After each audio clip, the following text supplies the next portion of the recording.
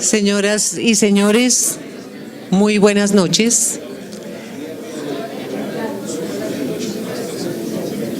Queremos agradecerles la asistencia para este evento, La Otra Cara de la Independencia con el doctor Pablo Victoria. Este es uno de los eventos que hemos enmarcado desde el área cultural por motivo del bicentenario. El martes pasado tuvimos también un Pensar a Colombia y hoy vamos a ver otra posición con el doctor Victoria. Los dejo con el presidente de la Junta, el doctor Rafael Blanco.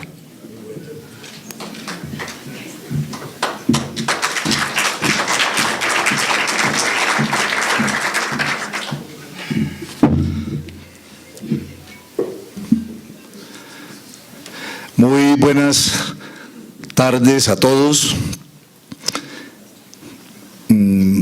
Estoy muy complacido de estar presente en este acto, en esta conferencia que va a dictarnos el dilecto amigo Pablo Victoria sobre un tema apasionante dentro de la celebración de nuestro bicentenario, conferencia que hemos denominado La Otra Cara de la Independencia. En el Club El Nogal hemos querido hacer un especial énfasis y hacer una remembranza histórica importante sobre el significado del bicentenario de la independencia, y qué mejor época en este momento con un conferencista como Pablo Victoria. Ustedes que lo conocen, Pablo es un economista, historiador, catedrático, político, escritor y muchas otras cosas más que le dan a Pablo indiscutiblemente la mejor condición para ser la persona que hable sobre temas históricos en este bicentenario de la independencia. Pablo ya nos había dictado algunas otras conferencias sobre temas de nuestra historia de Colombia, y ese realmente para el Club El Nogal ha sido un tema supremamente importante. Dentro del programa de Diálogos El Nogal hemos querido hacer mucho énfasis en la parte histórica de nuestro país, que es la historia muy seguramente que todos menos conocemos. Pablo ha escrito cantidad de libros. Pablo, yo estuve investigando ayer un poco y son más o menos unos 25 libros por lo menos que he conocido, unos leídos y otros con sus títulos. Libros fundamentalmente de economía, porque Pablo es economista, pero has estado en los temas de la historia, y yo lo digo con un conocimiento y una autoridad importante, porque he tenido el grato placer de ser contertulio de Pablo en temas históricos, y cuando me he sentado con Pablo a analizarlos, la parte que a mí me corresponde de esa labor de ser contertulios se ha reducido un poco, porque Pablo conoce como nadie el tema de la historia de Colombia. Es así como Pablo ha escrito diversos libros, de los cuales me han llamado mucho la atención: La Nueva Granada contra España, La Otra Cara de Bolívar, El Día que España derrotó a Inglaterra y Memorias de un Golpe. Son apenas 4 libros que resalto en este momento, que me han parecido realmente muy importantes. Yo estoy muy ansioso por oír a Pablo en el tema de la otra cara de la independencia, porque sé que los temas que va a tratar pues son temas muy importantes y que muy seguramente van a generar en nosotros, los que lo vamos a oír, una serie de inquietudes, ya que el escenario muy seguramente y el protagonismo de esa otra cara de la independencia van a ser pues dos próceres importantísimos, como Simón Bolívar y Santander, seguramente, Pablo. De manera que yo estoy muy interesado y estoy absolutamente seguro que todos ustedes están igualmente interesados. Pablo va a lanzar un libro próximamente en España sobre precisamente este tema y muy específicamente sobre el tema de Simón Bolívar. De tal manera que nosotros vamos a tener el privilegio hoy de ser los primeros que vamos a oír y a entender o a tratar de entender, Pablo, algunas de las posiciones que Pablo tiene frente a estos dos personajes fundamentales de la historia de nuestra independencia. Sin más preámbulos, si ustedes me disculpan lo que me puedo haber extendido, porque pues el tema de Pablo nos interesa mucho. Entonces, Pablo, bienvenido y tiene la palabra y lo vamos a oír con muchísimo interés sobre un tema que realmente va a generar inquietudes importantísimas para todos nosotros. Muchas gracias.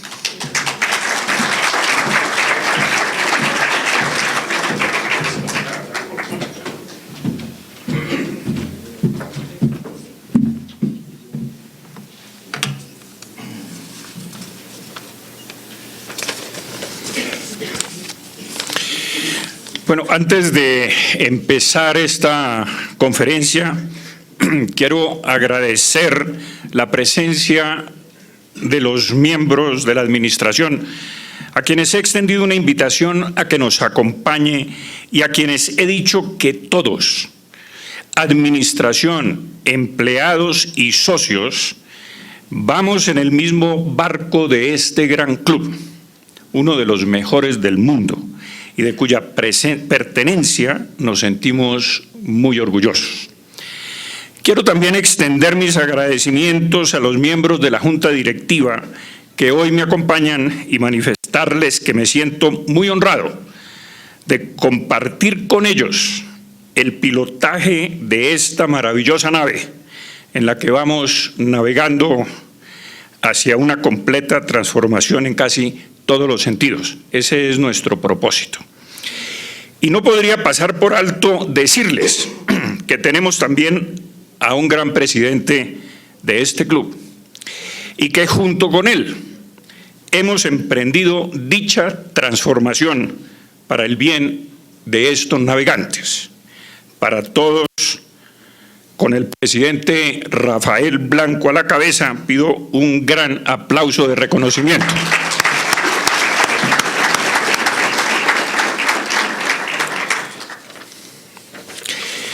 Muy bien, sin más preámbulo, señores, empezamos con una conferencia que es para adultos, esencialmente. Para aquellos que hemos perdido la inocencia.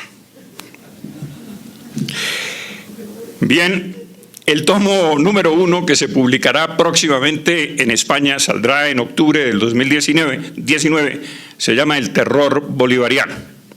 Y vamos más adelante a observar por qué.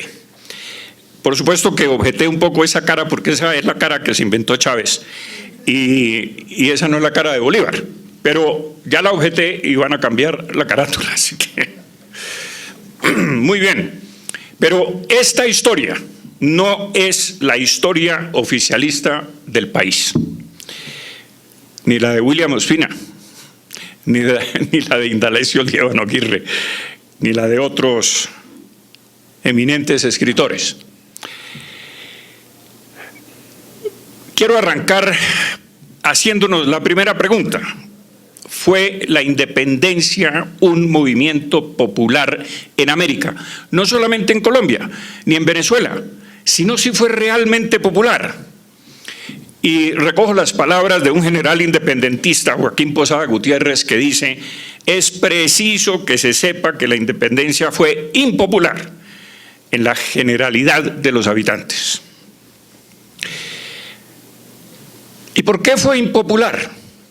Porque en 1789, que es el año de la Revolución Francesa, todo el cabildo de Bogotá, por ejemplo, estaba en poder de los criollos. Una rosca criolla con los mismos apellidos que hoy conocemos: los Caicedo, los Lozano, los Santamaría, los Ricaurte, los Vergara, los Álvarez, todos raizales de la tierra. Por supuesto, la independencia tenía que ser impopular en esas condiciones. Y esto al mismo tiempo desmiente que los españoles discriminaran a las clases criollas y que no les dieran los altos cargos públicos en este país y en otros. Pues bien, esta es la libertad de Francia, de donde proviene y de donde provino nuestro propio concepto de libertad en los albores de la Revolución. En Francia acabaron con las instituciones, se decapitaron unos con otros, todos los revolucionarios, más los no revolucionarios. Por lo menos 200.000 o 300.000 franceses buscaron la igualdad, pero en la guillotina. Ahí eran todos iguales. La libertad en Norteamérica, en los Estados Unidos, fue otra. Allá se respetó la propiedad privada. Los ejércitos luchaban unos contra otros, batallas. Y no hubo tanta barbarie como la barbarie que ustedes van a observar en las próximas diapositivas. En algunas iré un poco rápido, en otras un poco más lento, pero me gustaría que ustedes me aguantaran hasta el final, porque en el final diré a qué se debió todo este estropicio que vivimos desde 1810. O un poco antes, y que continuamos viviendo hoy. Y esta fue la libertad en la América española, sangrienta, cruel, horrible, que nos condujo a una pobreza secular. También veremos por qué más adelante. Las semillas de la rebelión empiezan aquí, en el santuario de Antonio Nariño, en la tertulia eutropélica de Manuel del Socorro Rodríguez y en la tertulia del buen gusto de Manuela Santamaría de Rodríguez. Ahí era donde se conspiraba, por las mismas razones que se conspiraba en las logias de la Revolución Francesa. Antonio Nariño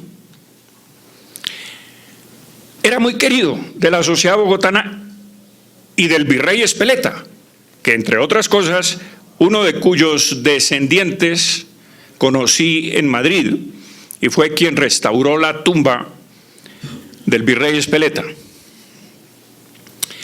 Nariño era hijo de español. Su madre era de la más rancia sociedad bogotana, hermana de las famosas Joaquina, esposa de García Olano, y de Petronila, que era esposa de Mendoza, que fueron a la vez instigadores de la revuelta de los comuneros y defraudadores del correo. Pero con Nariño surge una pregunta importante, porque a todos nosotros creo que nos han dicho que a Nariño lo apresaron y lo condenaron por la traducción de los derechos del hombre. Y lo condenaron a 10 años de prisión. Y tuvo grilletes. Y lo torturaron. Yo he averiguado otras cosas. Antonio Nariño fue juzgado por don Joaquín de Mosquera y Figueroa. Ese es el juez, que entre otras cosas era alcalde del crimen en Bogotá. Ocupó los más altos cargos de la República y en México también. Y adicionalmente fue presidente de la Tercera Regencia Española, publicó, sancionó la Constitución de 1812 llamada la Pepa. Y eso también desmiente esa idea que nos han metido en la cabeza de que los españoles discriminaban a los criollos. Este señor fue elegido rey virtual de España por las Cortes españolas. Un criollo, nacido en Popayán, Colombia, entre otras cosas, por algunos lazos de sangre antepasado de mi mujer Cristina. Este fue el que juzgó a Antonio Nariño, pero no por lo que nos han dicho, porque lo encontraron inocente, porque cuando lo estaban investigando, Nariño se acobardó y quemó 198 ejemplares de los 200 que había mandado a imprimir y confesó que había guardado uno para él y otro se lo había dado a su amigo Cabal. Entonces no hubo una conspiración. Pero surge y debe surgir en la mente de ustedes por qué los españoles no querían que se publicara la Constitución, o que se publicara aquí, se tradujera la Constitución de los derechos del hombre, franceses. Por una simple razón. Los españoles pusieron un cordón sanitario en la frontera con Francia. ¿Y por qué? Porque habían decapitado al primo de Carlos IV, que era Luis XVI, y a su mujer María Antonieta. Y los franceses comenzaron a decapitarse unos con otros. Robespierre, que decapitó a media Francia, finalmente lo decapitaron también a él. Entonces, los españoles le temían al librito, no a los derechos del hombre, porque los derechos del hombre se habían publicado en 1500 y pico en el codicilo de Isabel la Católica, que decía que los conquistadores tenían que respetar la propiedad de los indios y no maltratarlos.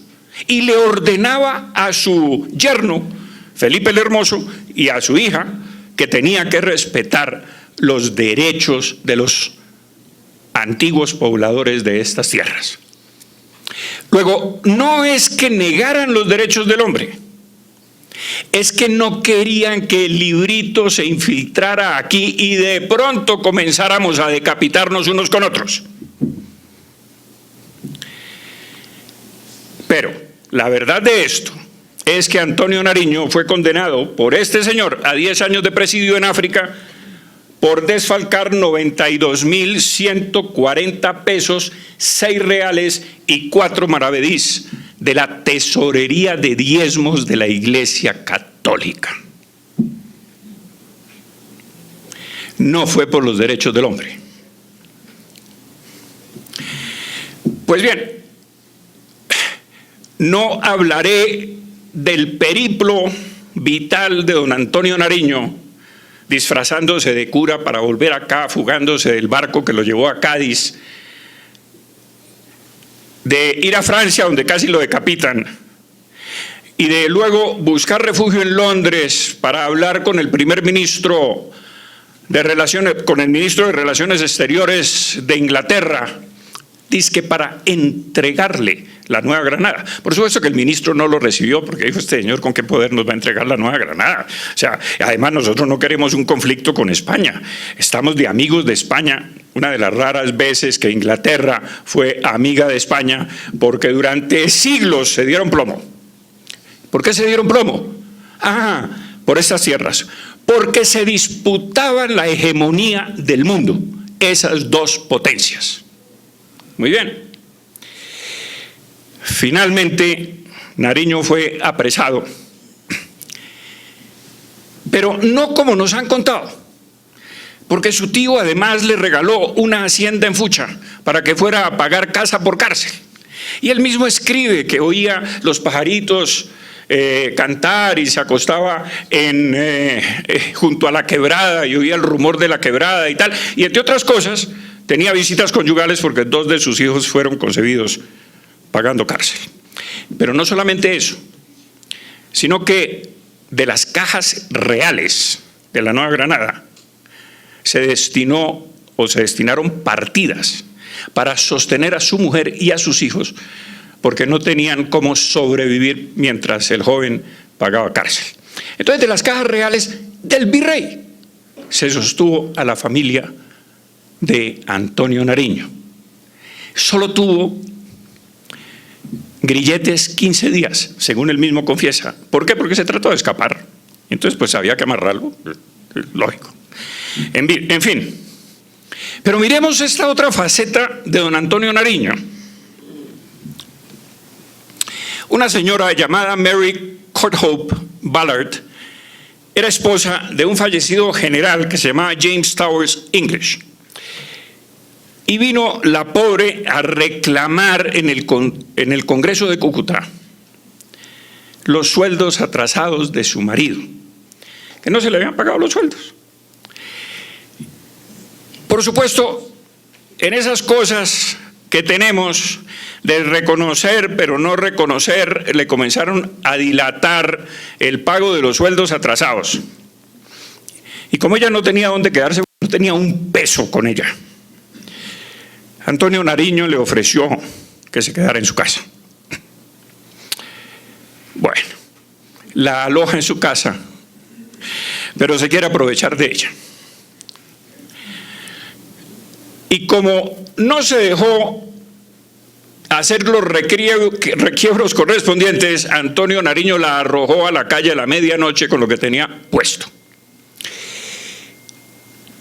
Y Nariño es procesado en el Congreso, entre otras cosas, porque el general que había venido con ella, que era Devereux, lo desafió a un duelo. Y se formó una trifulca en el Congreso. Y lo acusaron. Y su defensa en el Congreso de Cúcuta fue decir que es que la señora no le había mostrado la partida de matrimonio, por lo tanto era fair game, como dicen los ingleses. Era presa de casa. Bueno, qué pobre excusa, porque la señora se había casado en Londres y me imagino que no llevaba en la cartera la partida de matrimonio. En fin. Pero Alberto Lleras Camargo nos dice lo siguiente en la Academia Colombiana de Historia: al más casto de nuestros próceres se le pretende inventar una aventura senil con una vieja pedigüeña que reclama una pensión como viuda de un soldado que acompañó sin pena ni gloria a los ejércitos del Orinoco y del Apure. Entonces yo digo vieja, tenía 32 años. ¿Pedigüeña? Pero si venía a reclamar los sueldos atrasados de su marido. Y sin pena ni gloria, pues este señor English había traído 2.000 ingleses para la causa de la secesión de Venezuela. Creo que no corresponde lo que dijo Alberto Lleras a la realidad y me parece un poco ofensivo. En fin, en ese Congreso se forma una trifulca entre Santander y Nariño. Y Santander dice: yo aborrezco a este hombre de muerte. Y Nariño le replica: ¿no hay algunos dobloncejos en el baúl? ¿Y no hemos pillado algún empleíto con buen sueldo o alguna casita de campo? La casita de campo hacía referencia a Atogrande, que Santander se la había robado por decreto de Bolívar al cura español de Cajicá, Pedro Martínez de Bujanda. Lo acusaron de una cantidad de conspiraciones al pobre anciano, lo desterraron al Orinoco y le robaron la hacienda. En 1819, el 20 de diciembre, Santander le escribe a Bolívar lo siguiente: para obtener esa casita, quiero, comillas, contar con una segura subsistencia. Y para precaver que algún día pueda ser excluido de empleos públicos por no tener bienes, quiero que me queden siquiera unas tierras. Y Bolívar le contesta: lo que yo deseo saber es cuáles son las propiedades que usted quiere que se le adjudiquen. Y él dice, Santander le aclara, sobre Atogrande el propio Bolívar le aclara, sobre Atogrande mandaré el decreto. y lo expropian. Así de simple. Pero no es la única. Yo lo pongo como una hacienda paradigmática de todo lo que hicieron, porque pues está muy cerca de nosotros. Pero es que ese fue el comportamiento chavista. En Venezuela y en Colombia, exprópiese, y se le entregaba a la soldadesca, por supuesto. Cuando se le entregan fincas, haciendas ganaderas y agrícolas a los soldados y a los oficiales que no sabían de eso, pues todo eso se empobreció y se acabó todo en estos territorios. Pero Santander también le dice a Nariño, recuerde usted aquella violencia que ejerció en Popayán cuando mandó encerrar toda la gente principal, sin dejarlos comer ni beber hasta que le diesen una suma considerable de dinero. Los había secuestrado. Y añadió, el dictador, le dice, exigió 100.000 pesos de contribución tras el encierro. Y se cubrió en efecto casi toda, completándola con alhajas de oro, plata y plata por su peso. Secuestró una cantidad de habitantes importantes, los encerró y a pan, ni siquiera pan, a agua, ni siquiera agua, sin poder comer ni beber hasta que le aflojaron el billete. Justo Veraz sale a la palestra en ese conflicto y le dice a Nariño, Nariño se hizo aplicar en su dictadura del año 11 por razón de perjuicio 18.000 pesos del caudal de Amar y Borbón, el virrey. Y dice que cuando en 1811 el precursor se convirtió en dictador, había un total de 441.393 pesos en la tesorería de diezmos de la Casa de la Moneda y 28.200 pesos depositados en esta casa pertenecientes al virrey Amar. Pero las ollas de la virreina también se las chorrearon.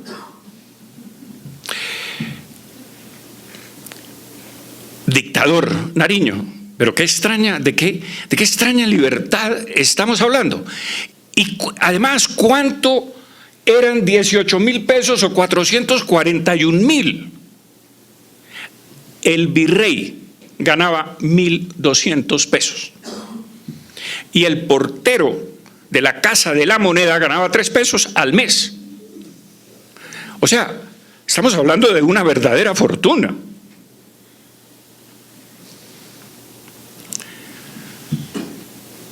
Y viene el abrebocas.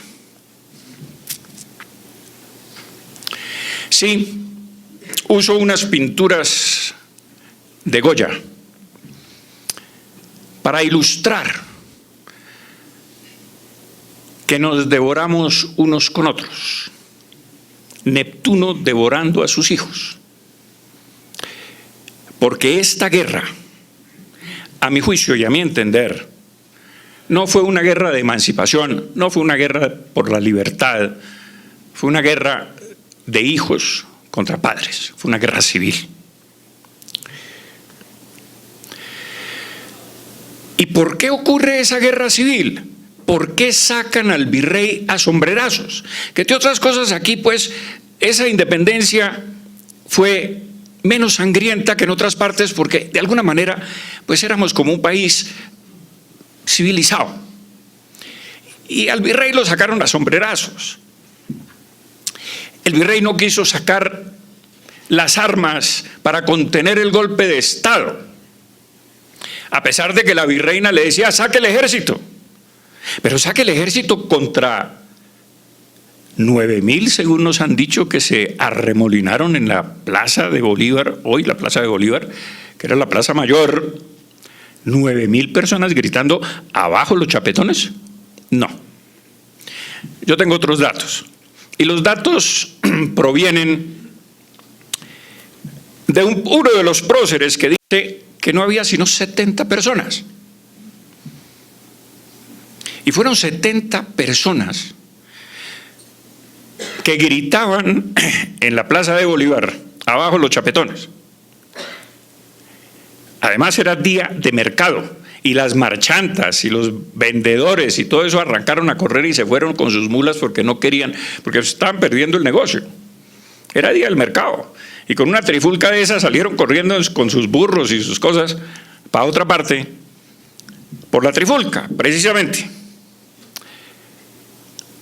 Mientras en España las tropas de Napoleón ejecutaban a los españoles, se tomaban el país, engañaron al rey, lo pusieron preso en Bayona y a su padre también, Carlos IV, estoy hablando de Fernando VII, y lo pusieron preso en Bayona. Entraron las tropas, primero pidieron permiso, se los dieron, para bloquear a Portugal, el bloqueo continental que decretó Napoleón contra Inglaterra.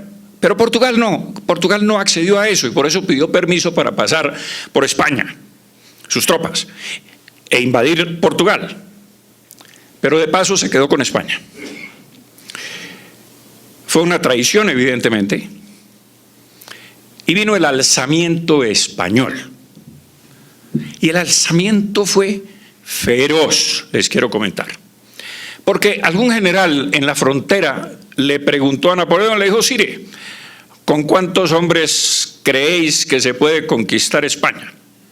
Y dijo: yo a este pueblo de fanáticos y de curas los disperso con un par de cañonazos. 8.000 hombres. Y Dupont le dijo: Sire, necesitáis por lo menos 80.000. Bueno, quedaron 400.000 enterrados en España, franceses. El pueblo español no se rindió.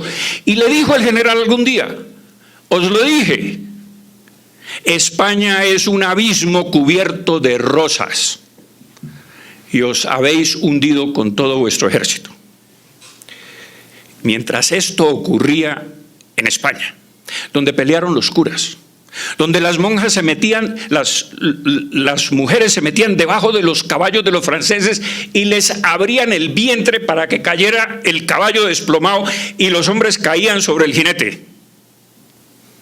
Todo el mundo peleó en España contra Francia. Por supuesto, don Pablo Morillo, que invadió Francia, un gran general. Luego hablaremos de Pablo Morillo. Sí, el desangre fue brutal. Y yo me imagino que los rebeldes inicialmente decían: pues hay que defenderse de los franceses, nos van a conquistar, entonces rebelémonos. Pero eso fue decantándose en una rebelión contra España, y me imagino que algunos se frotaban las manos y decían: ya que están allá peleando y están distraídos con los franceses, echémoslos de aquí. O sea, en mi diccionario eso se llama traición, porque yo pensaría que después de que España mandaba ejércitos para defendernos de los piratas ingleses, que varias veces nos invadieron, sobre todo Cartagena, yo pensaría que habría sido como más gallardo haber mandado gente a pelear contra Napoleón a España. En fin, pero miremos cuál era la ética bolivariana. Y lo digo en sus propias palabras: la hipocresía, la mala fe, el arte del engaño y de la mentira, que se llaman vicios en la sociedad, son cualidades en política. Hágame el favor. Y el mejor diplomático, el mejor hombre de Estado, es aquel que mejor sabe ocultarlos y hacer uso de ellos. Entonces, si uno mira lo que pasa hoy con la ética de algunos políticos, pues yo no sé si conocen esta frase, pero me parece como muy reveladora.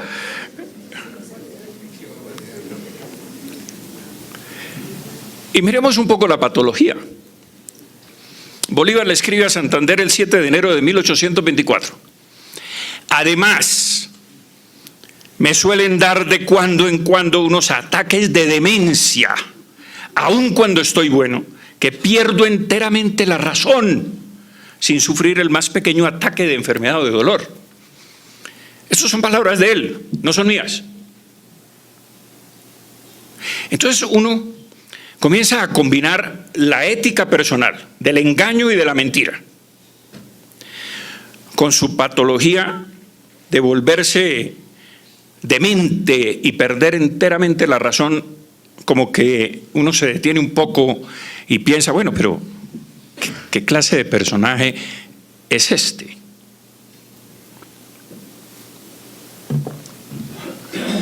Fuimos libertados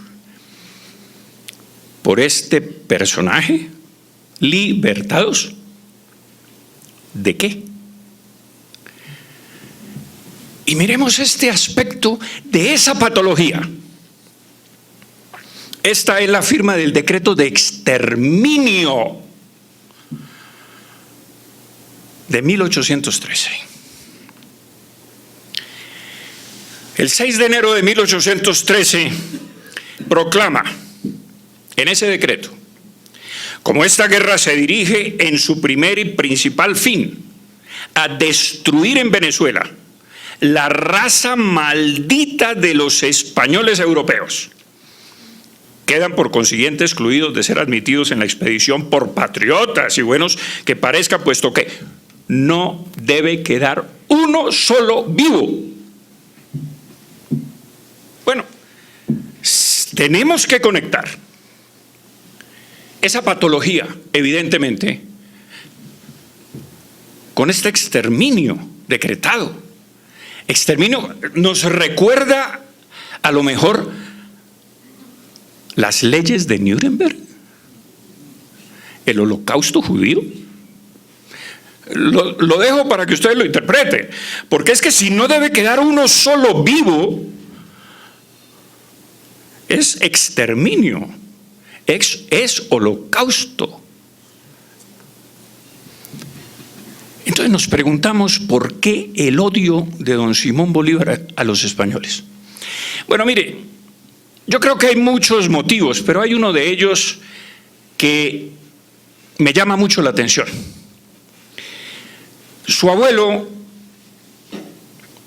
invirtió 22.000 ducados para comprar 2 títulos nobiliarios. La casa Marqués de la Casa Palacio y Marqués de San Luis, que le correspondería a Bolívar, pero que España nunca les concedió esos títulos. Títulos peleados durante un siglo. Un siglo, señores, se dice muy rápidamente, pero es que un siglo es mucho tiempo de pelea por conseguir 2 títulos nobiliarios, uno de los cuales le correspondía ya a Simón Bolívar. ¿Y por qué nunca se los concedieron? Porque eran racistas. Y entonces tenían una abuelita negra, una bisabuela. Entonces la dejaban por fuera del árbol genealógico.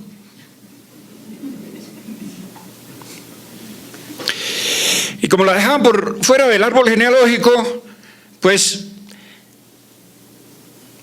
les decía, pero aquí falta alguien, la corte española. Y entonces esto se fue complicando y se fue complicando entre abogados y pleitos y líos y demandas y de todo lo que ustedes quieran. Y finalmente nunca se lo concedieron. Y yo atribuyo como parte de ese odio hacia España ese dato. Su bisabuela se llamaba Josefa Marín, y tengo cartas de el tío de Bolívar, de apellido Palacio, hermano de su madre, a quien le escribe desde España diciéndole: este lío de la fulana Marín se complicó muchísimo. Fulana, palabras textuales. ¿Por qué le llamaban fulana? Es lo que me llamó a mí la atención. Y bueno, luego comencé a descubrir por qué le llamaban fulana. ¡Qué horror! En fin, viene el segundo decreto de exterminio.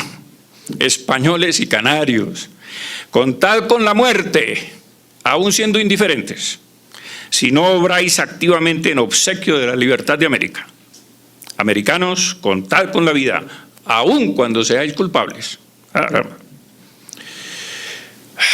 8 de febrero de 1814, a la edad de 30 años, Bolívar manda a asesinar 1.200 españoles con la siguiente orden, escrita, dada a Leandro Palacios desde Valencia, Venezuela. Y la orden tenía que ejecutarse en Caracas, en La Guaira y en Valencia. En consecuencia, ordeno a usted que inmediatamente se pasen por las armas todos los españoles presos en esas bóvedas y en el hospital, sin excepción alguna. ¿Pero por qué 1.200 españoles? ¿Y dónde estaban? Pues eran tenderos, y eran comerciantes, y eran hacendados. Y sencillamente, como la orden de exterminio era que ni uno quedara vivo, pues los tuvieron ahí como año y medio amarrados de dos en dos, haciendo sus necesidades en esos sótanos inmundos de esas 3 ciudades. Y finalmente, cansado, bueno, hombre, eran 7.000 realmente, no eran 1.200. Lo que pasa es que los otros, el resto, compraron su libertad a un personaje absolutamente malévolo, de lo más malo que ha podido dar esta tierra, que se llamaba Juan Bautista de Arismendi, que comerciaba con sangre. Y comerciaba con sangre simplemente porque les decía, bueno, yo los liberto, pero paguen. Y entonces muchos pagaron y se pudieron ir, pero estos aparentemente no tenían cómo pagar lo que les exigía Arismendi, y entonces los mandaron a ejecutar. Bien, el connotado historiador, uno de los más evidentes historiadores, que es Vicente Lecuna, que hace una colección de todas las cartas de Bolívar y además 3 tomos sobre las guerras de Bolívar. Dedicó toda su vida a eso. Nos dice, no se cometieron violencias con los millares de españoles y canarios existentes en el territorio liberado, y que por el contrario Bolívar hizo grandes esfuerzos por salvarlos de los efectos del decreto de Trujillo, que es el decreto de exterminio. ¿Se puede creer semejante cosa? Y claro, es la falsificación de la historia, y es de aquí de donde tomamos todos estos personajes con cara de próceres romanos, porque éramos tan racistas que los pintábamos además con caras de próceres romanos, pero que no eran así. Bolívar no era así, por lo menos. Y miren ustedes, la recluta de niños para la guerra. Perú, abril de 1824. Bolívar dispuso se reclutasen por la fuerza indígenas y hasta niños campesinos a partir de los 12 años. ¿Nos recuerda esto las FARC? ¿Reclutando niños?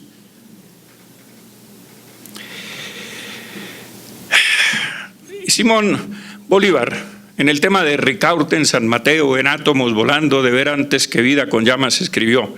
Él dice, Ricaurte, escribe esta carta, otro granadino, figura en la historia como mártir voluntario de la libertad. Yo soy el autor del cuento. Lo hice para entusiasmar a mis soldados. Claro, lo pusimos en el himno nacional como parte de la mitología, porque él mismo dice que encontró a Ricaurte muerto en la quebrada de San Mateo con 2 tiros en la espalda. Murió de un lanzazo y de un balazo, y lo encontré en dicha bajada tendido boca abajo, ya muerto, y las espaldas quemadas al sol. Es decir, Ricaurte iba huyendo y los españoles le dispararon. No voló en los barriles de pólvora en San Mateo y voló con ellos en átomos, como nos dice la historia. ¿Le creemos a Bolívar? Pues se lo dice, hombre, a su íntimo amigo Luis Perú de la Croix. Yo tiendo a creer que sí, que dice la verdad. Pero ¿quién era ese otro monstruo? Juan Bautista de Arismendi. Pues miren, le dice a Bolívar, Ayer tarde fueron decapitados 150 hombres de los españoles y canarios encerrados en las bóvedas de este puerto. Y al poco tiempo le escribe: ayer tarde fueron decapitados 247 españoles y canarios y solo quedan en el hospital 21 enfermos. Y luego dice: hoy se han decapitado los españoles y canarios que estaban enfermos en el hospital, último resto de los comprendidos en la orden de su excelencia. Bueno, los sacaron de dos en dos y los mataron a machetazos y a sablazos para ahorrar pólvora. Pero viene algo todavía más escabroso. Arismendi, su sicario, debo decir, hizo bailar sobre los muertos a ciertas damiselas vestidas como vestales, venían vestidas de blanco. Nos lo refiere Juan Vicente González, que presenció él personalmente, entre otras cosas con una pierna entablillada porque se la había roto por alguna circunstancia y una muleta, y presenció estos asesinatos. Y dice textualmente: sobre aquel anfiteatro corrían locas de placer vestidas de blanco, engalanadas con cintas azules y amarillas, ninfas del suplicio, que sobre la sangre y los sucios despojos bailaban el inmundo palito. Era un baile. Y las puso a bailar sobre los muertos. Los asesinatos de Valencia fueron atendidos personalmente por el Libertador los días 14, 15 y 16 de febrero de 1814, pues allí ejecutó a por lo menos 382 españoles que fueron pasados por las armas. Eran falsos positivos de la época.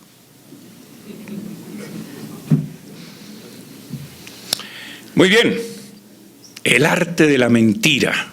Claro, nos recordamos de esa ética que hay que mentir. Y dice Bolívar: mis soldados son como ángeles tutelares que os hacen salir de las selvas y os arrancan de las horribles mazmorras donde yacían sobrecogidos de espanto, cargados de cadenas tanto más pesadas cuanto más ignominiosas. Ángeles tutelares. Compatriotas, yo no he venido a oprimiros con mis armas vencedoras, he venido a traeros el imperio de las leyes. Un soldado feliz no adquiere ningún derecho para mandar a su patria. Pero luego dice, en otra parte, por supuesto, la dictadura ha sido mi actividad constante. ¿A quién engañaba?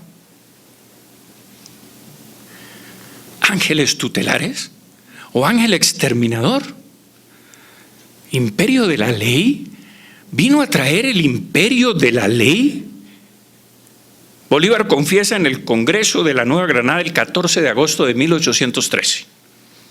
Después de la batalla campal de Tinaquillo, marché sin detenerme por las ciudades y pueblos de Tocuyito, Valencia, Guayos, Cuácara, San Joaquín, Maracay, Turmero, San Mateo y La Victoria, donde todos los europeos y canarios, casi sin excepción, han sido pasados por las armas.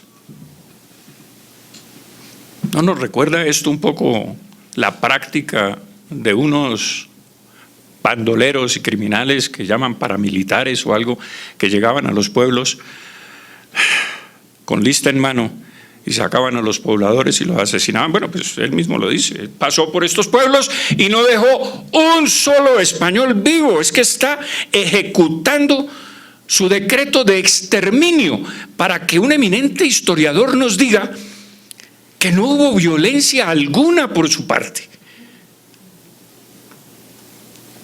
Y Bolívar a Santander le dice: he hecho el Nerón para los españoles. Y yo le agrego: y para los criollos y los indios y los mestizos y los empresarios y los comerciantes y los propietarios, y con todos aquellos que no comulgaban con sus prácticas. Porque eso era fusile primero, que la orden llega después. Nerón. Él mismo lo dice. Estas no son palabras mías. He hecho el Nerón para los españoles, sí. Genocidio. Los Pastusos deben ser aniquilados y sus mujeres e hijos transportados a otra parte, dando a aquel país a una colonia militar. Sí, los amarraban de dos en dos y los tiraban al río Guaitara para que se ahogaran. Y las masacres que hubo en Nariño, en Pasto, fueron demenciales. Tan demenciales. Pero antes de eso, les diré cómo se consolida este mito. Dice Vicente Lecuna nuevamente: en toda la administración hubo virilidad, grandeza y honradez. Tal fue el sello que le imprimieron sus principales colaboradores. Vamos a ver quiénes eran los colaboradores. ¿Quiénes eran esos? Bueno, nombró secretario, por ejemplo, de Justicia y Gracia, ¿no? Gracia es, pues, perdonar a alguien. Al sanguinario Rafael Diego Merica, era un jovencito de 22 o 23 años, que lo nombró ministro de Justicia y Gracia. Y dice Bolívar de él: era díscolo, intrigante y perverso, y cuya naturaleza estaba herida de la maldición del cielo, y parece que en sus venas corre el veneno, y en su mente reside el espíritu de Satanás. Y tú dices, pero este es un colaborador, pero, o sea, un momentico, perdón. Y resulta que hubo virilidad y grandeza en toda la administración, nos dice Lecuna.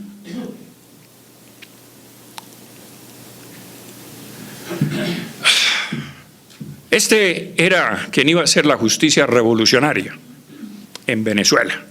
Es decir, había nombrado a Satanás esencialmente para hacerla. Pero en Pasto saben más de eso que nosotros, porque allá sí no se tragaron el cuento. Allá perdieron la inocencia hace 2 siglos. Y ahora en 2018 sacaron esta carroza que le llamaron carroza de la muerte. Y ahí está don Simón Bolívar, mire, y una calavera y un cráneo espantoso, porque los que sí se recuerdan clarísimamente de las atrocidades que se cometieron en Pasto son estos señores pastusos.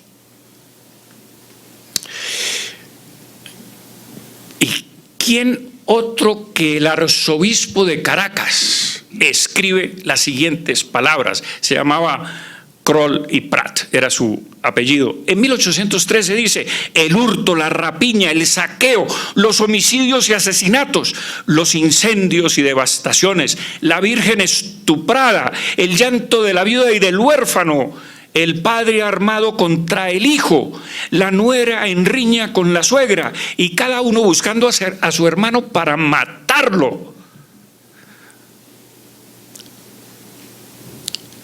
Lo de Venezuela fue el horror.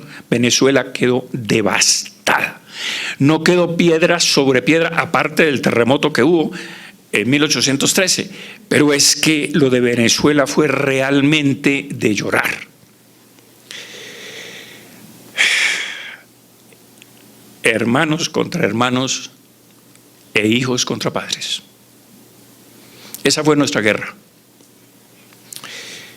Porque claro, si la independencia no era popular, ya me dirán ustedes, si no eran hermanos contra hermanos. Entre otras cosas, del juez que les mostré ahí, don Joaquín de Mosquera y Figueroa, nacido en Popayán, yo estuve en esa casa y era una casa muy grande, pero esa casa se dividió en 2. Y en la parte de atrás, por donde antes pasaban los niños y jugaban los primos unos con otros, y los Mosquera y todos ellos, que era una familia estupenda, pusieron una reja para no comunicarse más nunca. Esa familia no volvió a hablarse. Don Joaquín de Mosquera se marchó a España. Allá fue elegido, como les conté, porque sus otros hermanos eran republicanos.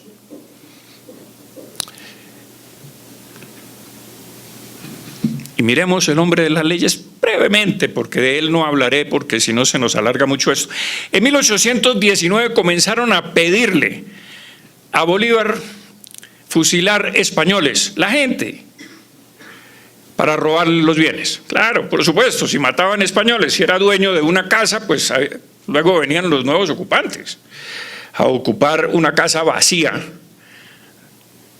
por haber sido fusilados sus dueños. Santander le escribe a Bolívar sobre el asesinato de este señor, Pedro Agustín Vargas.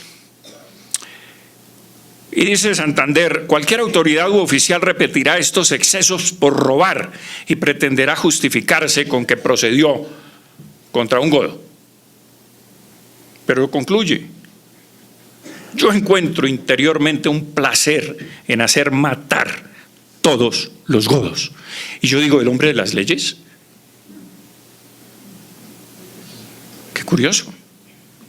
Placer. Pero miremos la matanza de Angostura. Bolívar llega a Angostura y allí, unos frailes catalanes habían fundado 15 pueblos.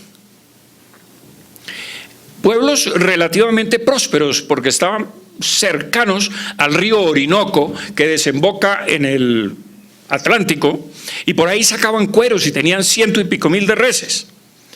Y sacaban cueros y curtiembres y comerciaban con Europa. Y Bolívar llega a Angostura, encarcela a 38 curas y los manda a asesinar. Fueron asesinados 18 padres y 2 legos a lanzadas y a machetazos. 12 padres a golpes y malos tratos, con otros 2 legos. 7 pudieron escapar, entre ellos Fray Nicolás de Vich, de donde yo tomo este testimonio. Uno de los sobrevivientes fueron pasados por las armas a machetazos, 34 religiosos masacrados a sangre fría.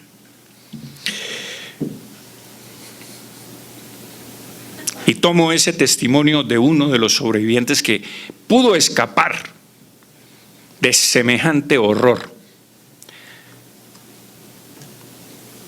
Pero nos tocaba el turno, porque buena parte de todo esto ocurre en Venezuela. Y entonces finalmente nos llega el turno.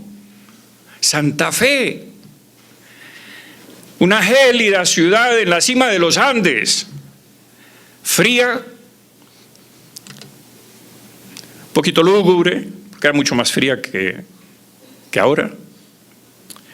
Una ciudad pacata, donde se rezaba el rosario todos los días a las 7 de la noche. Y después se tomaba el chocolate. Y se iban a la cama hacia las 9.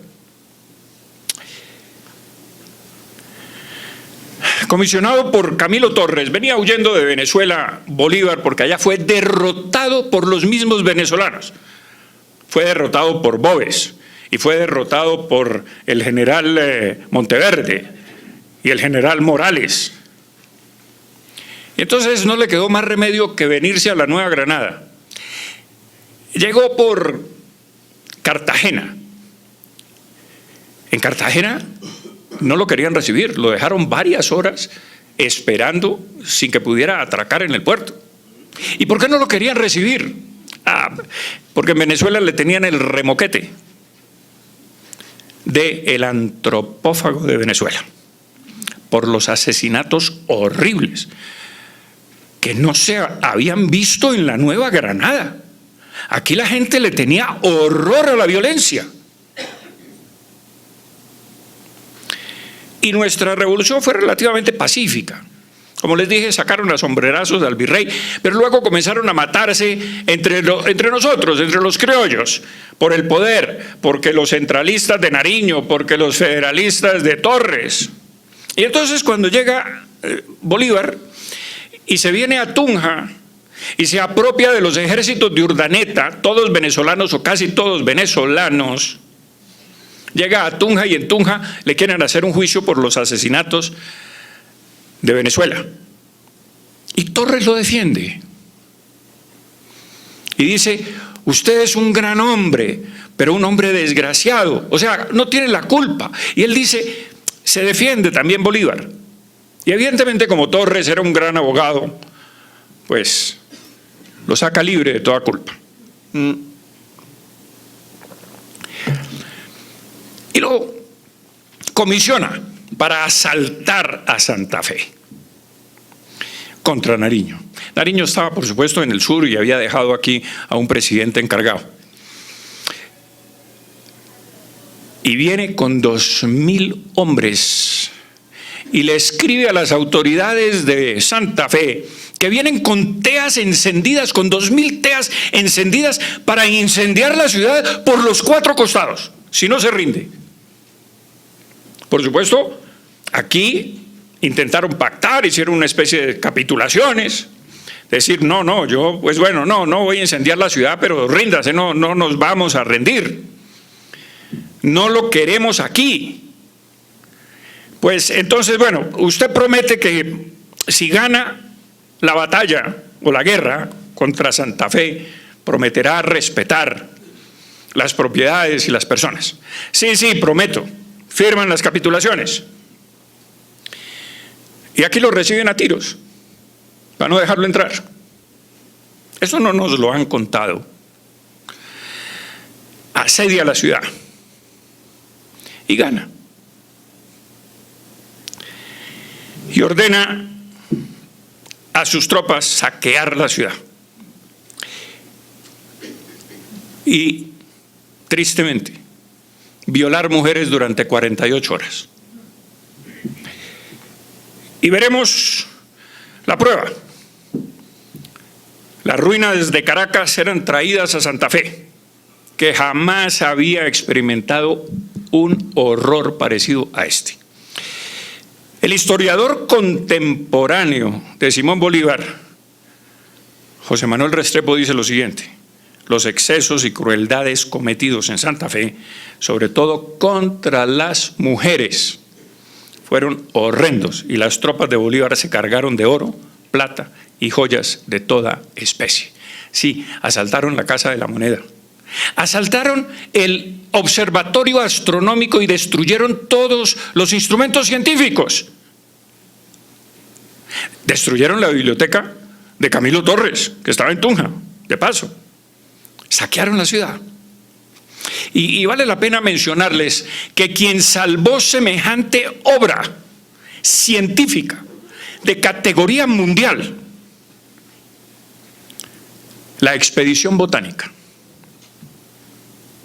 fue don Pablo Morillo, que comisionó a su segundo al mando, don Pascual Enrile, general segundo al mando de los ejércitos de pacificación, que sacara esa joya científica y se la llevara para España, que está allá, que yo la he visto, hemos ido a visitarla y es una maravilla, porque quiso salvarla de otro posible saqueo y que se acabara semejante obra de importancia mundial.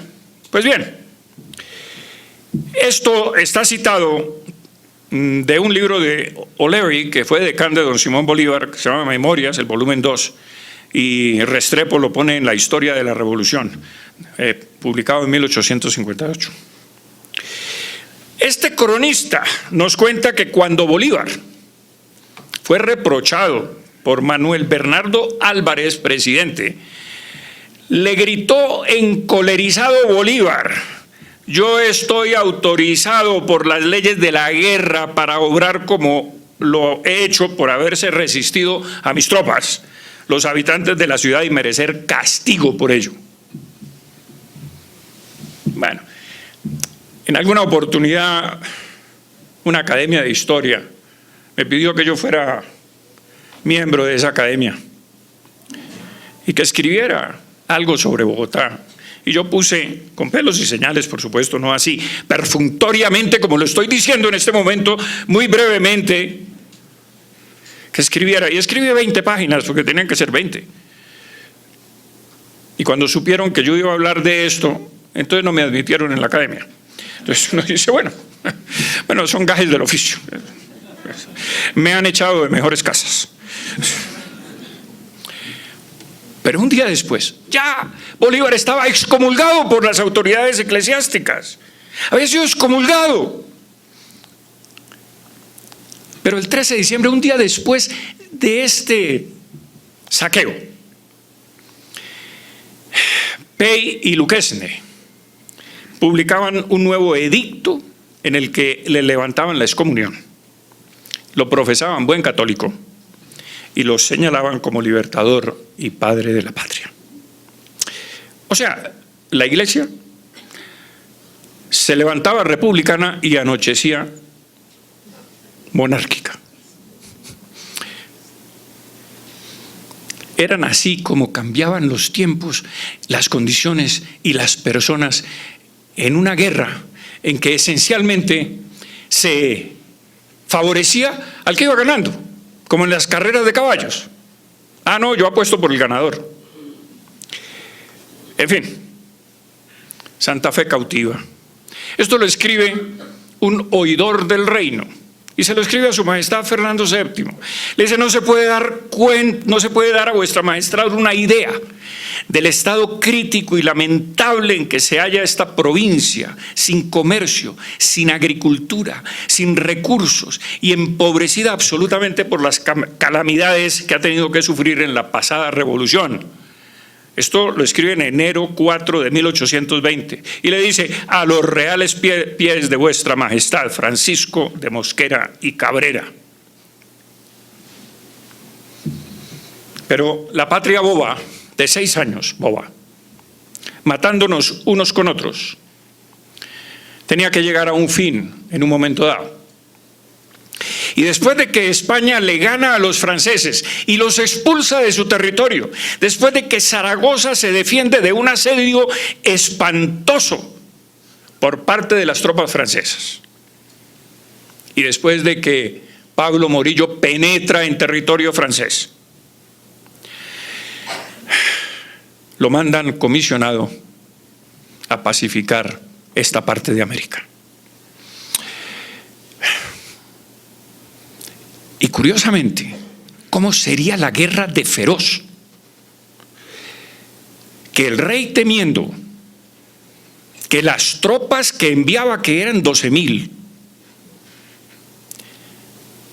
no quisieran venir a Venezuela o a Colombia, a hoy Colombia, engañó a Pablo Morillo y le dio un despacho sellado y le dijo: usted solo lo podrá abrir 15 días después de que salga del puerto de Cádiz. Pero le dijo: usted va con sus tropas, va para Buenos Aires, a pacificar Buenos Aires. Y cuando abre el despacho se da cuenta que es para Venezuela y para la Nueva Granada que vienen sus tropas.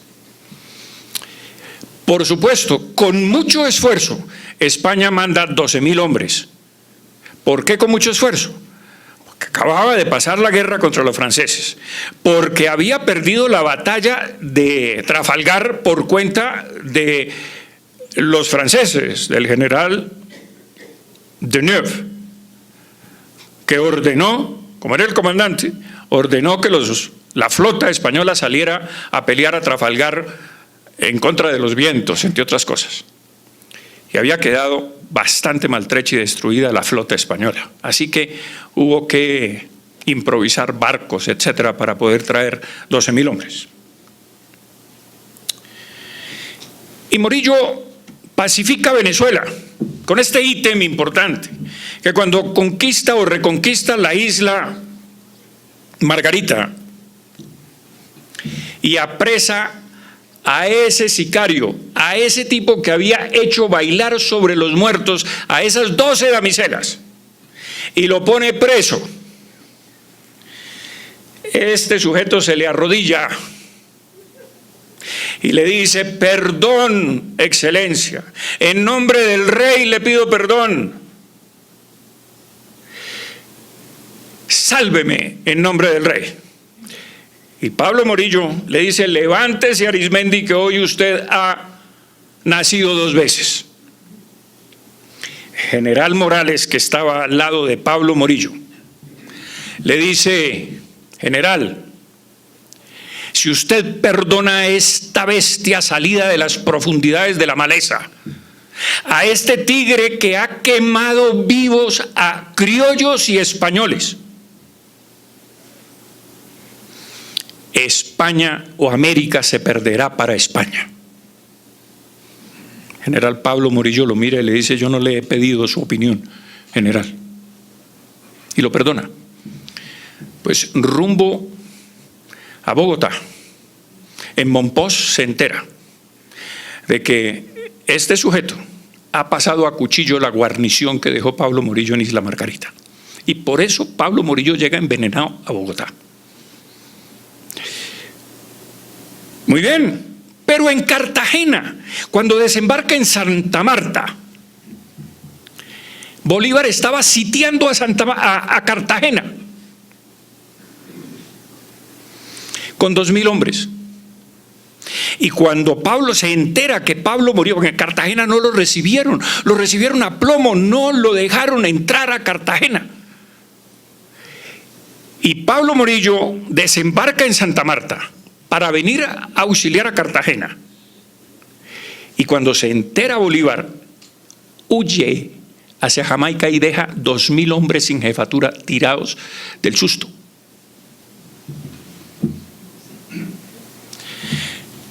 Pablo Morillo le dice a los cartageneros: desde mi llegada a Cartagena os prometí libraros pronto de la esclavitud en que os tienen algunos hombres que no trabajan sino por su elevación. Ellos son vuestros verdugos y ríen de vuestra miseria. La misión más halagadora que puede recibir un soldado es llevar el olivo de la paz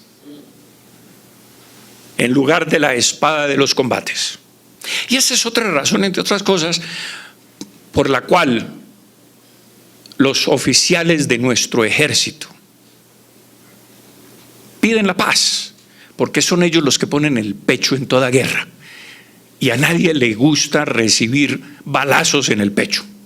Por eso también hoy puedo decir con la boca llena que nuestro glorioso ejército es el que ha puesto el pecho y nos ha defendido todos estos años contra nuevos bandidos. En fin, y dice Pablo Morillo: os prometo no separarme un solo instante de estos principios, tan conformes a mis sentimientos, aunque vuestros miserables jefes os hayan repetido que he cometido crueldades atroces en Margarita y que hice cortar cabezas por centenares en Caracas. Dice: semejantes mentiras son el arma de los débiles. Y expide 4 proclamas pidiéndole a los cartageneros que depongan las armas, que somos hermanos, que tenemos los mismos apellidos, hablamos la misma lengua, tenemos la misma religión. Pero los cartageneros no se rinden y Pablo Morillo finalmente sitia la ciudad. ¿Quiénes huyeron de Cartagena con Pablo Morillo haciéndose la vista gorda?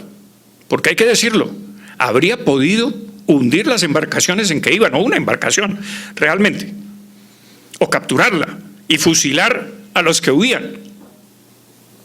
María Antonia, la hermana de Bolívar, porque Bolívar la forzó de salir de Venezuela. Y la refugiaron en Cartagena.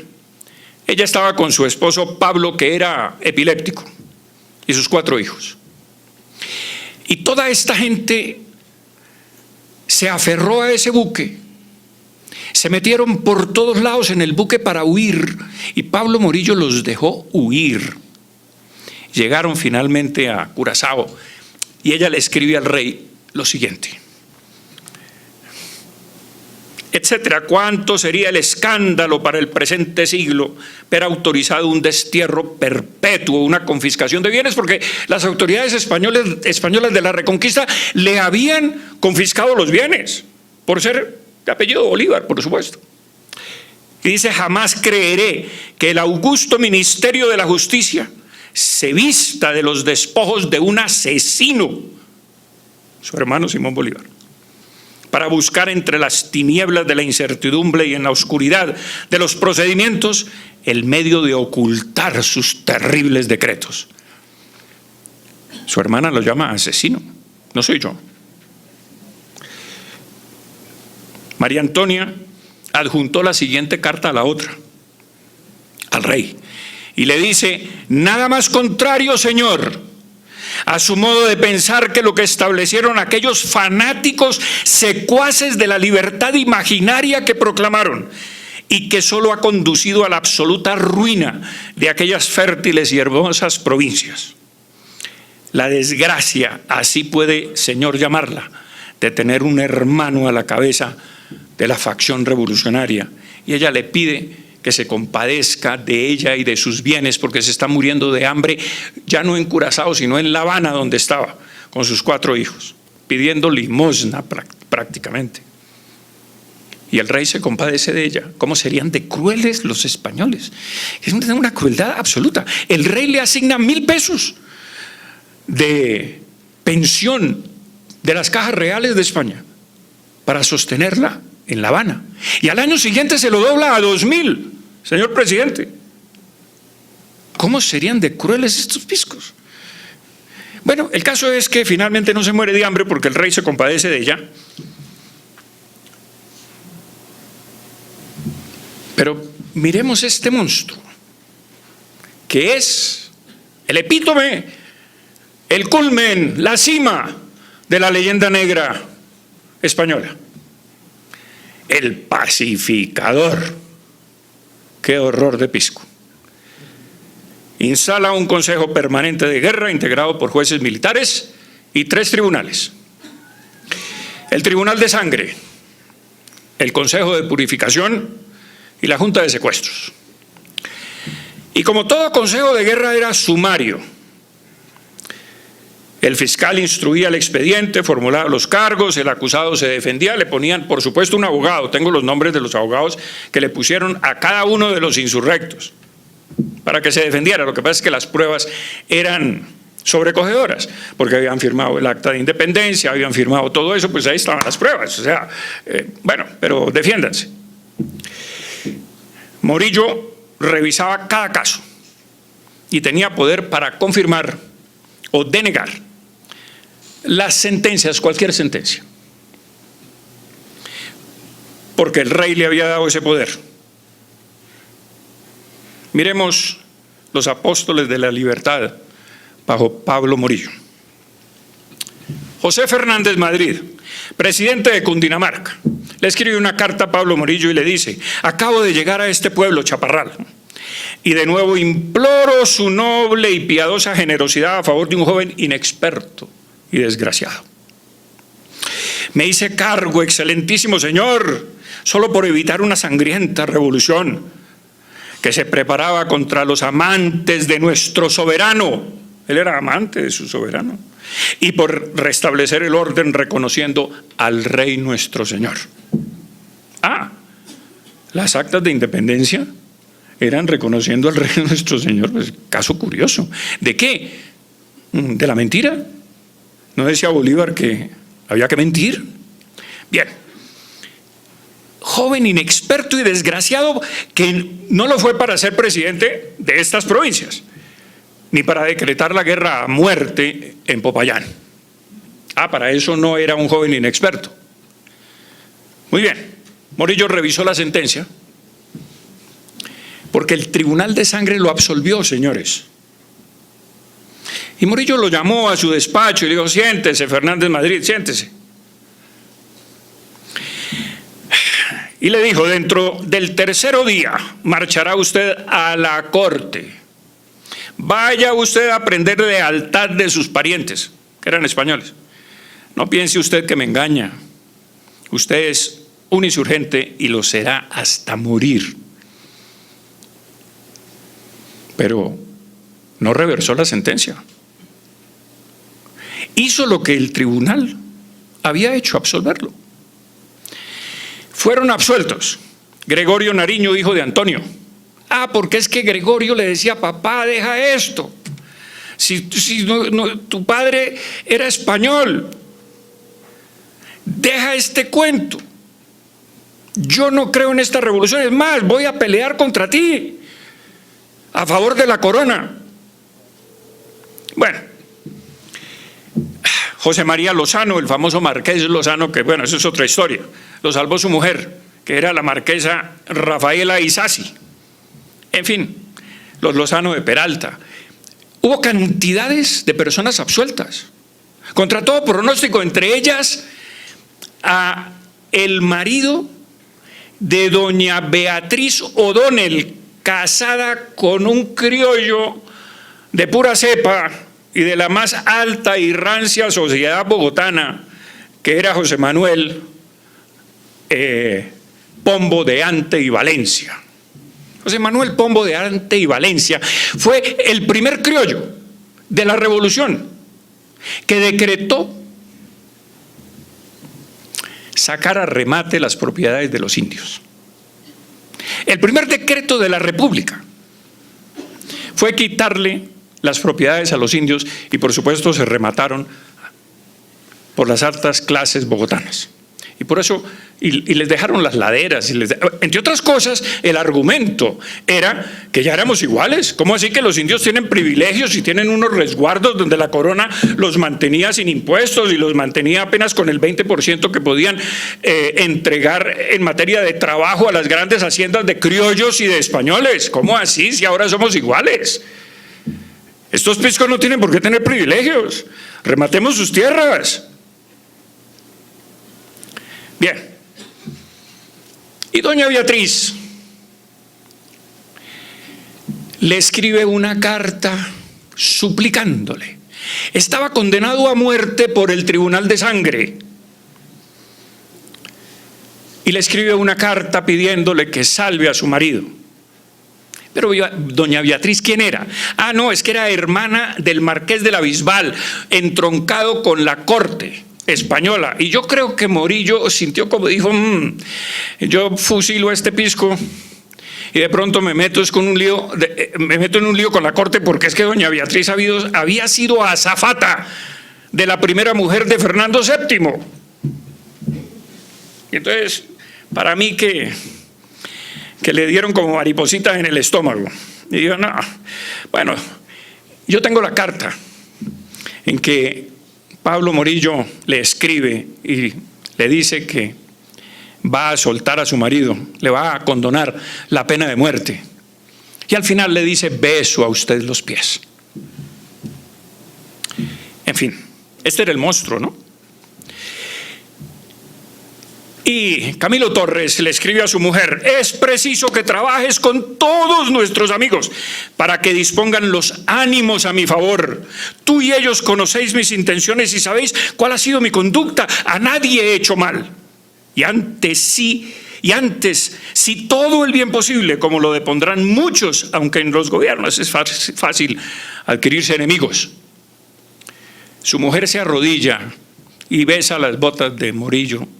Se prende de las botas y le pide que salve a su marido. Lo que pasa es que con Camilo Torres efectivamente él no cometió mayores ultrajes, pero hizo dos cosas que yo creo molestaron a Pablo Morillo. Una fue tasajear la bandera española y tirarla a los pies del altar donde tenían una reunión, y otra fue haber defendido a Bolívar de semejantes tropelías que hizo por acá. Y condenado por los tribunales a muerte, a este no lo salvó. El 6 de septiembre de 1816, Morillo escribe, a Beatriz O'Donnell, ya les conté el cuento. Les he recibido las apreciables cartas de vuestra merced del 24 de agosto último, implorando su clemencia a favor de su marido. Y la aseguro, que me es muy sensible la situación y sus padeceres y tal, y entonces le suelta al marido. Bien, Francisco José de Caldas. Me parece que le faltó decoro personal, porque es que cuando uno se mete en una revolución tiene que asumir las consecuencias de sus actos. Y le escribe al general Enrile, que era el criollo nacido en La Habana, segundo al mando de las tropas pacificadoras, y le dice, Un astrónomo desgraciado se dirige directamente a usted, sin otro mérito que el saber que vuestra excelencia profesa las ciencias exactas. Preste un momento su atención a un profesor desgraciado y afligido.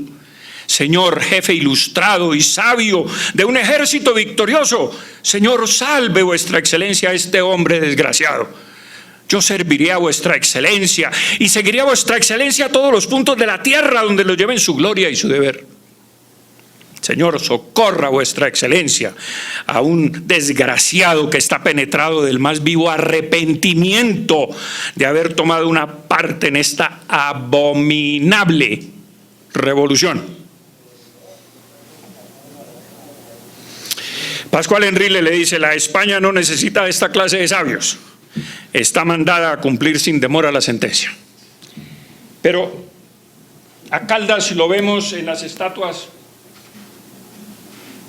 todo un prócer, arrodillado, suplicando perdón de esta abominable revolución. Pero hay otro hecho que me parece importante a destacar. Morillo escribe en sus memorias: nunca fueron condenados sin ser oídos y sin la competente defensa que previene las leyes militares. Las sentencias fueron diversas, según la clase de los delitos, y los delincuentes, plenamente convencidos de sus crímenes, sufrieron las penas que le fueron decretadas. El pasado por las armas, el desterrado, el condenado a una multa, todos fueron juzgados con arreglo a las leyes. Ahí existen sus causas, que hablen ellas. Muy bien. Pero pasando a caballo por donde tenían presos a los ejércitos libertadores, los soldados le suplican perdón a Pablo Morillo. Y Pablo Morillo murmura: infelices son los hijos del pueblo explotados por aquellos ambiciosos que no he querido indultar, a pesar de tantas súplicas. No tienen culpa, no tiene culpa el brazo que hiere, sino la cabeza que manda. Y detiene su caballo. ¿Me juráis ser fieles al gobierno de su majestad, como decís? Y ante el sí por respuesta, Morillo dijo: pues bien, a vosotros os perdono en nombre del rey, y ordenó que los dejaran libres. Era un monstruo en realidad. Y vemos las obras públicas que hizo mientras estuvo en Santa Fe. En 4 meses construyó 30 puentes. En 6 restauró los caminos de Girón, del Socorro, de Vélez al Magdalena y el de Honda. Construyó 3 nuevas rutas a Sogamoso y una de Santa Fe a Los Llanos. Redujo la distancia a Neiva, Popayán y Quito al hacer nuevas salidas por Fusagasugá, San Antonio y La Mesa, que entre otras cosas ahí están, porque por encima de ellas hemos pavimentado para ir a esas ciudades.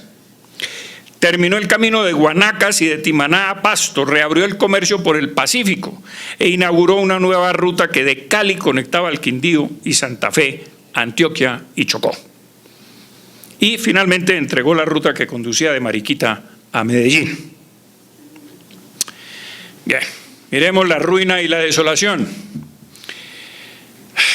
El Virreinato del Perú, la Audiencia de Quito, la Nueva Granada y el Virreinato de Nueva España fueron los peores perjudicados.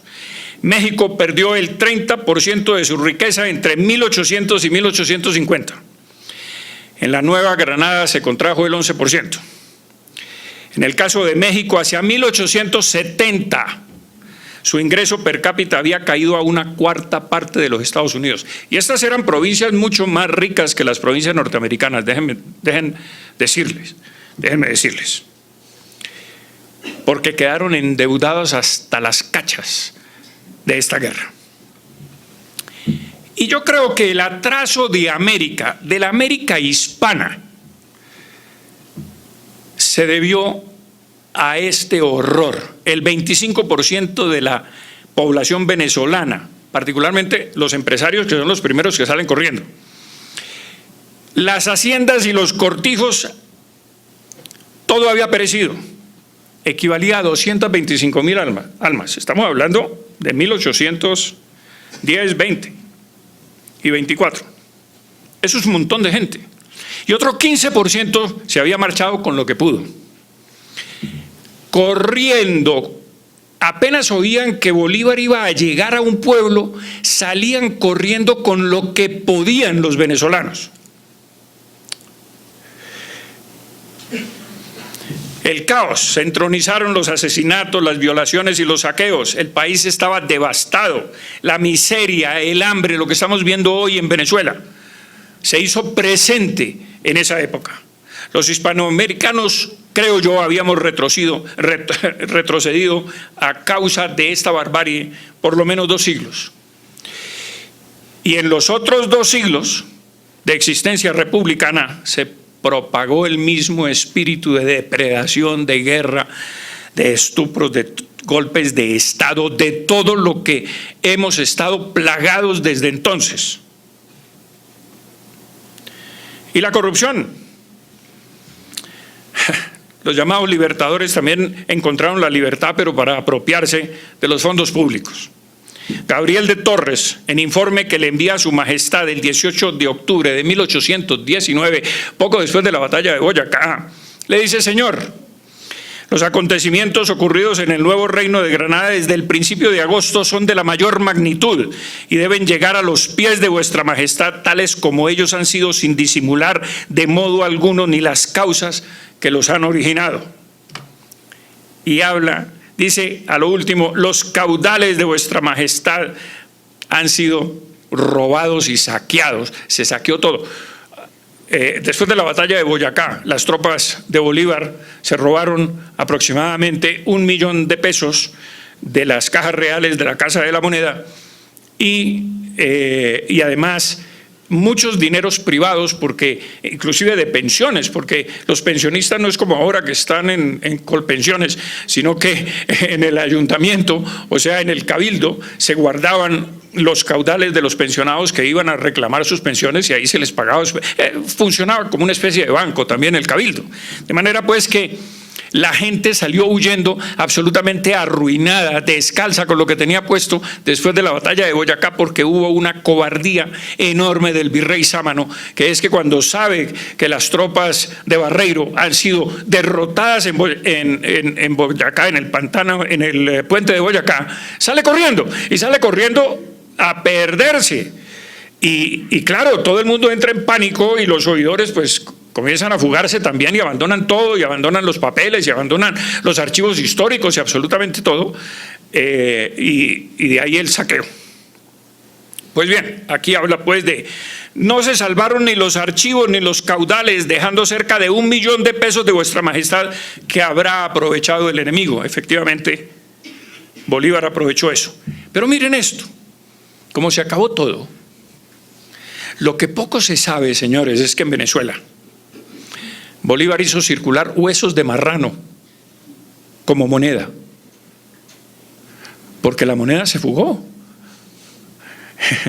La moneda española creó una moneda universal para el comercio, que era la mejor moneda en existencia por su contenido de plata y el contenido de oro. Pues no, se pagaban con huesos de marrano. Y en Santa Fe pues la cosa fue menos crítica, pero se pagaba con pagarés del Estado, era papel, y se cobraba un interés del 6%, pero la inflación era del 20% mensual. Entonces, 6% al año y la inflación era del 20%. Por supuesto, los que entregaban su dinero a cambio de ese papel pues salían estafados finalmente. Pero hay algo también menos conocido, y son las ambiciones de Bolívar a ser emperador de los países, de estos países, de Venezuela, de Colombia, del Ecuador, del Perú y de Bolivia. El 18 de marzo de 1825 Bolívar se reúne con un agente secreto de Inglaterra, de apellido J. Mullin, quien envía un informe sobre dicha conversación al vizconde Melville, primer lord del almirantazgo británico, y le dice: usted puede decir que yo, bajo el punto de vista de principios generales, no he sido nunca enemigo de la monarquía. Le dice Bolívar a él, para que le diga a su majestad británica que él es amigo de las monarquías. sino que por el contrario las considero esenciales para la respetabilidad y bienestar de los nuevos estados. Y que si el gobierno británico llegase a proponer el establecimiento de un gobierno regular, monárquico, ¿no? Esto es, de una monarquía o monarquías, en el Nuevo Mundo encontrará en mí un promotor firme y constante de esas ideas. Un momentico, entonces, ¿de qué nos estaba? O sea, no entiendo. Ahí sí yo finalmente me confundo porque digo, ¿pero cómo así? Pero miremos otras cartas secretas. Vicente Rocafuerte, que era amigo íntimo del Libertador, escribe a Juan de Dios Cañedo, ministro de Relaciones Exteriores de México, el 28 de septiembre de 1828. Y dice, el general Bolívar aspira a coronarse y que puede entrar en los cálculos de su hipócrita ambición el plan de vender los intereses republicanos de la América. Señores, en medio de todas estas investigaciones, que llevo 12 años investigando este cuento, y que luego escribo 2 tomos de 1500 páginas sobre esto, uno de los cuales ya les dije que va a ser publicado en España, porque creo que aquí no le jalan a eso. Resulta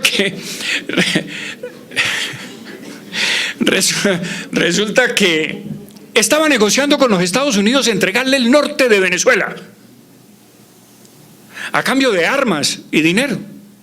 Entregarle a los Estados Unidos el norte de Venezuela. ¿Y por qué no se lo entregó? Porque Inglaterra se opuso en las islas que tenía ahí enfrente de Venezuela.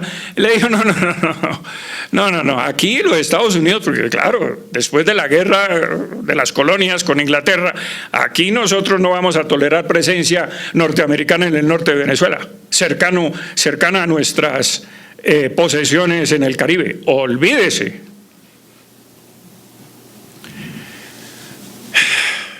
Y luego iba a entregar Panamá y Nicaragua a Inglaterra. Lo que pasa es que los ingleses dijeron, no, nosotros no nos metemos en ese berenjenal, no le caminamos al cuento. Entonces, pero miren esto, José Manuel Restrepo le escribe a Bolívar el 8 de abril de 1829 y le dice, hay sus dificultades para plantar este sistema, el monárquico, pero no las creemos insuperables, contando con el apoyo de usted y del ejército. Y Bolívar le dice, el 6 de mayo, estoy enteramente de acuerdo con usted en que es sumamente necesario un cambiamiento, un cambio constitucional en la América antes española, para que pueda consolidarse, y creo también que aunque hay sus dificultades, no son insuperables. Miren la conspiración para ser monarca. Y le escribe Restrepo el 8 de junio de 1829. Celebro mucho que usted esté de acuerdo en la necesidad de variar las formas constitucionales. El punto difícil es la casa que ha de sucederlo a usted en el mando y en cuya familia ha de perpetuarse la corona por herencia. Parece que debemos adelantar el proyecto los amigos de usted y que usted se manifieste como extraño a este proyecto, aunque sin contrariarlo, por supuesto.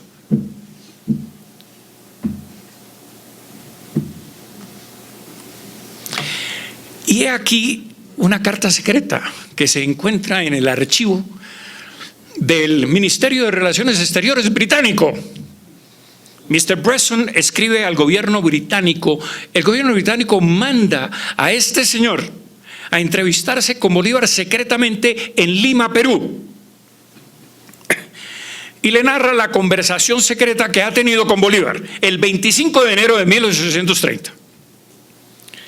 Que si Europa le hubiera ayudado, le dice Bolívar, y si no fuera por sus primeros compromisos de liberalismo, habría establecido en todos los países gobierno que su máscara republicana se hubiera acercado al poder real, la monarquía para él. Que en la Constitución boliviana no se había atrevido a ir tan lejos como tenía intención de hacerlo. Presidencia vitalicia es la Constitución boliviana y hereditaria, designada por el presidente vitalicio antes de morir, por supuesto. Y que si Europa no estaba dispuesta a hacer un esfuerzo, sería mejor que ayudara a España, ayudar a España a reconquistarlos y volverlos a colocar en la clase de sus colonias. Bueno, entonces fracasa el proyecto. el ministro William Turner, enviado de la Gran Bretaña a Colombia el 27 de abril de 1830, transcribe para ese gobierno la siguiente conversación.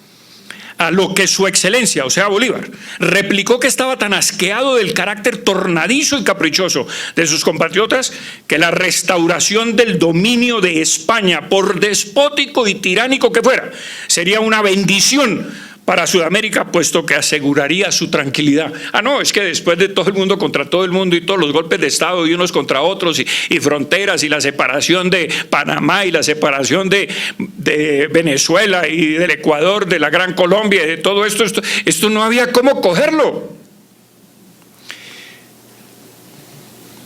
Y se va a morir después. Diciembre de 1830.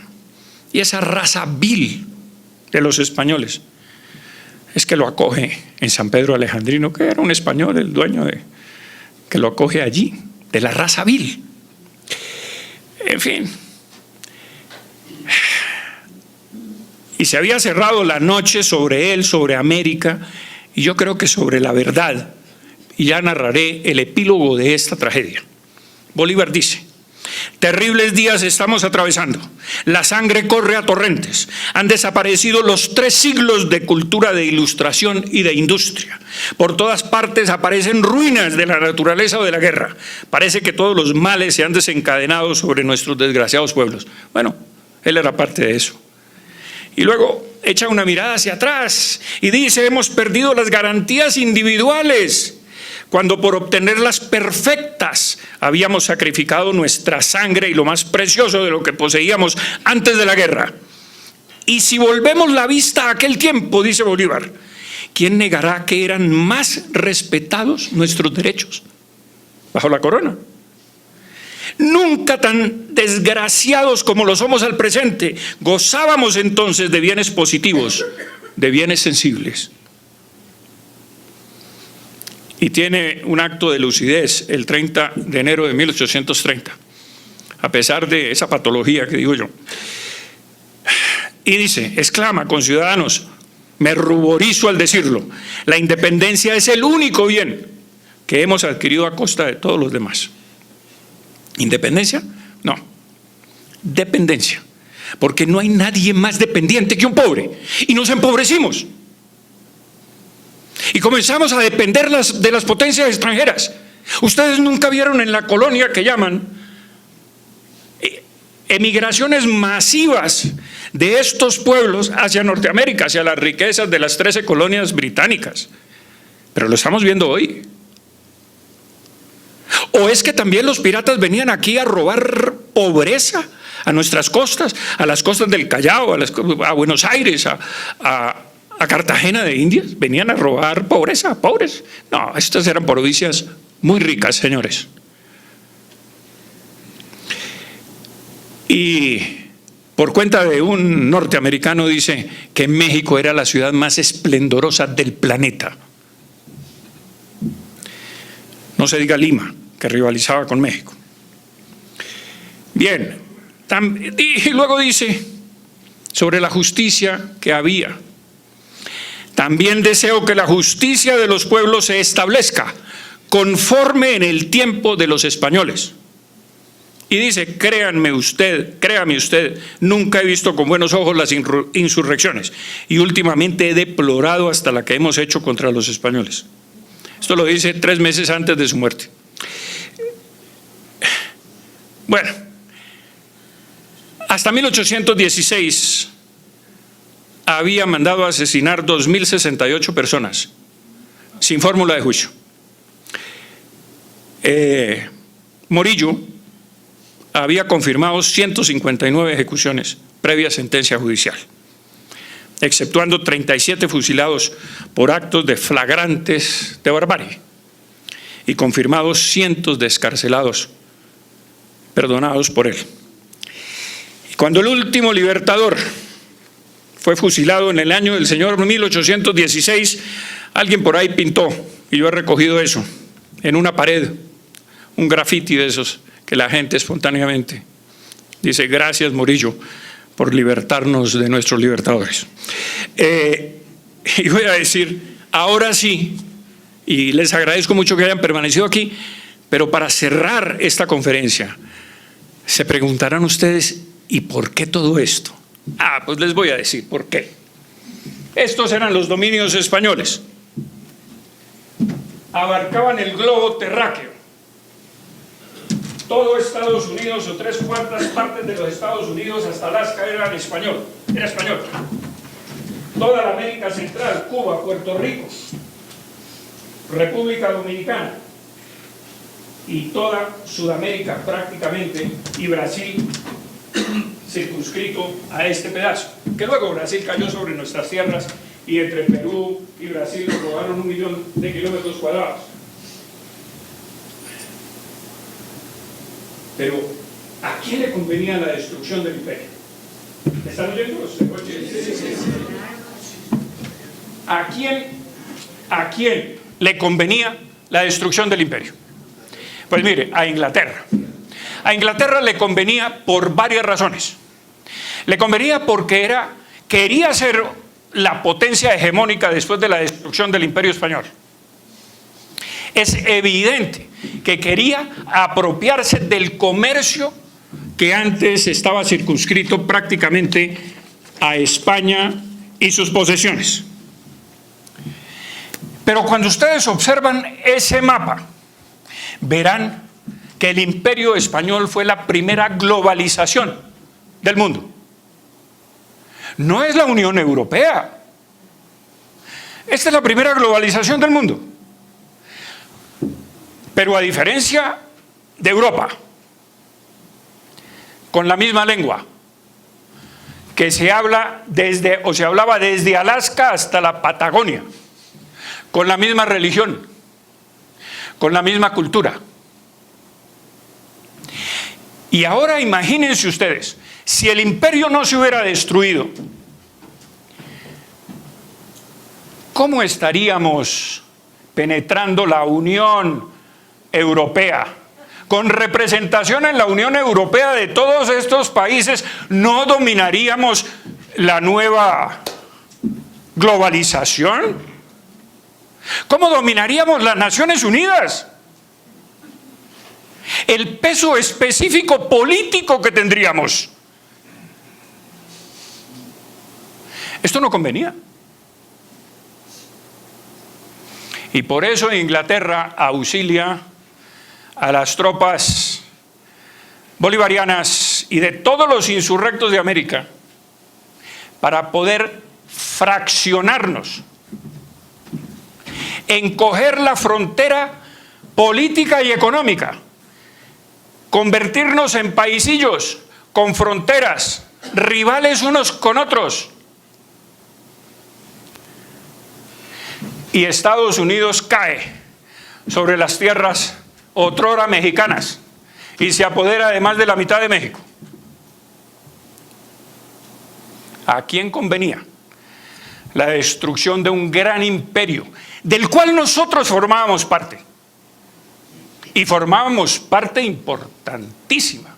Por supuesto que la legislación y la presencia española no era perfecta, como no es perfecto nada en este mundo. Pero ¿qué peso social, económico, político tendríamos?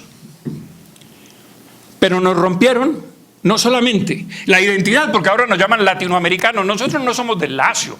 Los latinos son los romanos ahí, en el Lacio, que hablan latín. Nosotros no somos latinoamericanos, somos un invento francés para separarnos todavía más de la madre patria. Nosotros somos hispanoamericanos o iberoamericanos. Y destruirnos además los lazos de sangre, los lazos espirituales que nos unen como pueblo, como identidad cultural, como territorio de una sola habla. Porque aquí nos entendemos hasta la Patagonia con el español. Pero miren lo que ocurre. Resulta que para la comunidad europea el francés es la otra lengua oficial con el inglés. ¿Francés?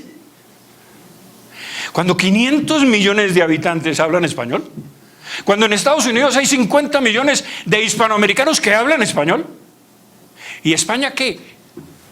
Los vientos la tiraron contra los arrecifes.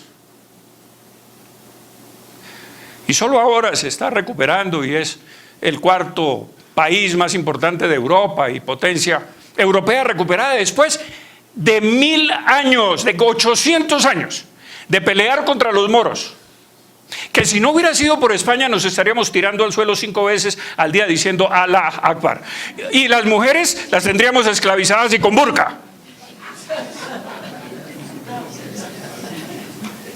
Si no hubiera sido por la batalla de Lepanto y la batalla de Viena contra los musulmanes. Perdón por los musulmanes, si hay aquí alguno, pero es la verdad. Lazos de sangre, lazos espirituales que nos han unido a lo largo y ojo, de 3 siglos de paz en América. 3 siglos de paz que hasta Humboldt dijo, los caminos de Europa son más peligrosos que los de América. Aquí había paz absoluta. Y desde entonces, 200 años matándonos entre nosotros. Y golpes de Estado y todo lo que hemos visto. Y violencia y todo lo que hacen estos guerrilleros fueron aprendidos, entre otras cosas. Y voy a decir sin ofender, por supuesto. Pero nosotros aprendimos a matar aquí por las tropas venezolanas. Qué pena decirlo, pero es la verdad. Entonces, señores, a esta nueva potencia que surgía, le convenía destruir nuestra civilización, nuestra unión de sangre. Y por supuesto, destruir el catolicismo, como lo estamos destruyendo también. Mil gracias a todos por permanecer aquí esta noche.